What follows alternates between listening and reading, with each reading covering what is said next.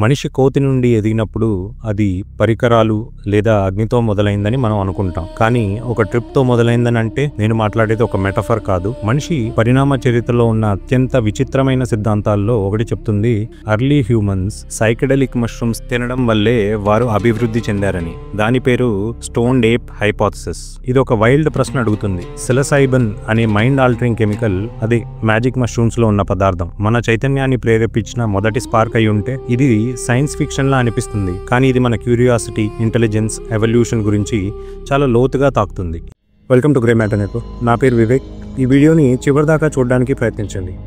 Let's continue. 1992లో ethno botanist Terence McKenna food of the gods అనే పుస్తకం రాశాడు. అందులో అతను ఒక అద్భుతమైన సిద్ధాంతం ప్రతిపాదించాడు. హోమో ఎరెక్టస్ నుండి హోమోసేపియన్స్ కి మారిన దశ అగ్ని, పరికరాలు లేదా వేట వల్ల కాకుండా ఆఫ్రికా సవానాలో పశువుల విసర్జనలో పెరిగిన సిలసైబన్ మష్రూమ్స్ వల్లే జరిగిందని. సుమారు 20 లక్షల సంవత్సరాల కిందట ఆఫ్రికా ఎండగా మారుతోంది. అడవులు తగ్గిపోతున్నాయి. మన పూర్వీకులు చెట్లు వదిలి విస్తారమైన మైదానాల వైపు వెళ్లారు. పండ్లు దొరకడం కష్టమై వారు పశువులు వెనక నడుస్తూ కొత్త ఆహారాలు వెతుకుతున్నారు. ఆ విసర్జనలో పెరిగిన మష్రూమ్స్ తో సహా. మెకెన్నా చెప్పినట్లు ఈ పరిచయం తరతరాలుగా రిపీట్ అయి మన జాతి దిశను పూర్తిగా మార్చేసింది. తక్కువ మోతాదులో సిలసైబన్ చూపు పదును పెంచడం, వేటలో స్పష్టత పెరిగిందని. మధ్యత మోతాదులో అది ఉత్సాహం, శక్తిని పెంచిందని. అధిక మోతాదులో అది ఈగోని కరిగిచ్చి కోఆపరేషన్, ఎంపతి, ఆధ్యాత్మికతను మెల్కొల్పిందని. కన్నా దృష్టిలో మష్రూమ్ ఒక ఆహారం కాదు, అది భాష, కల్పన, చైతన్యాన్ని తెరిచిన ఒక న్యూరాలజికల్ కి పోయటిక్ ఐడియా. కానీ ఇది నిజంగా ఎవల్యూషన్ ని వివరించగలదా?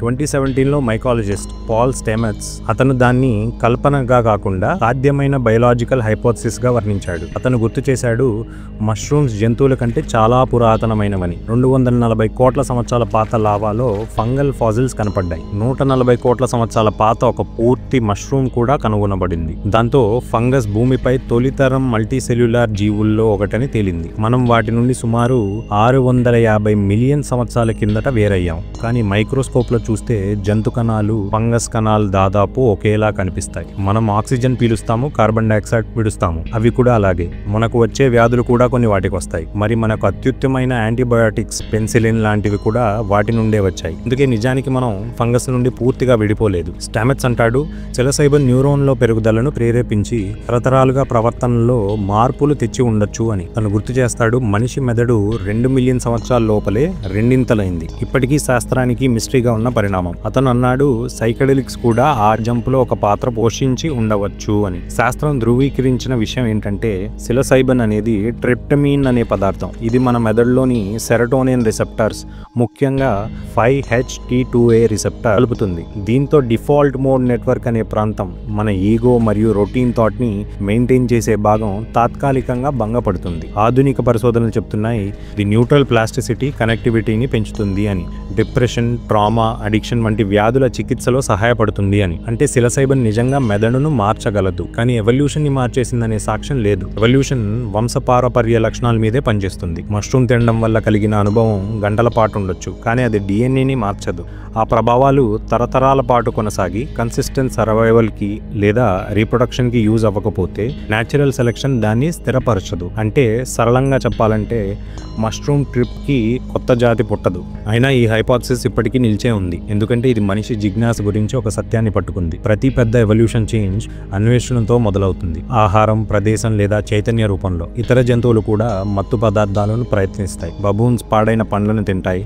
డాల్ఫిన్స్ పఫర్ ఫిష్ టాక్సిన్స్ ని పీలుస్తాయి. ఏనుగులు ఫర్మెంటెడ్ మరూలా పళ్లను వెతుకుతాయి. అందువల్ల మన పూర్వీకులు సైకెడెలిక్ ఫంగైని రుచి చూడడంలో ఆశ్చర్యం లేదు. ప్రశ్న ఏంటంటే ఆ అనుభవం వాళ్ళకి ఏ అర్థం ఇచ్చింది? మెకెన్నా మష్రూమ్ వల్ల కోతులు కవులుగా అయ్యాయని చెప్తాడు, కానీ ఆధునిక శాస్త్రం వైడర్ ప్యాటర్న్ కోసం చూస్తుంది. మనిషి మెదడు అనేక ఒత్తిళ్ల వల్ల ఎదిగింది. జీవన పోరాటం, వాతావరణ మార్పు, సామాజిక బంధాలు, సహకారం, అగ్ని. ఫైర్ని కనుక్కున్నాక వండడం నేర్చుకున్నారు. సో డైజెషన్ ఎక్కువ చేయగలిగారు. దాంతో శక్తి ఎక్కువగా లభించింది. ఆ శక్తి మెదడును పెంచింది. కాంప్లెక్స్ సొసైటీ జ్ఞాపక శక్తి, ఎంపతి, లాంగ్వేజ్ ని ప్రోత్సహిస్తాయి. ఎవల్యూషన్ కి మష్రూమ్ అవసరం లేదు, కానీ ఒక చిన్న తోడ్పాటు ఇచ్చి ఉండొచ్చు. సైకెడెలిక్ సింబాలిక్ థాట్ ఎంపతిని వేగవంతం చేశాయేమో. అవి చైతన్యానికి కారణం కావు, కానీ దాన్ని ప్రతిబింబించే అర్థం అవ్వచ్చు. జూమ్ అవుట్ చేసి చూస్తే స్టోన్ డేప్ ఆలోచనలు డ్రగ్స్ గురించి కాదు, కనెక్షన్ గురించి. ఫంగీ భూమిపై అతిపెద్ద కమ్యూనికేటర్స్.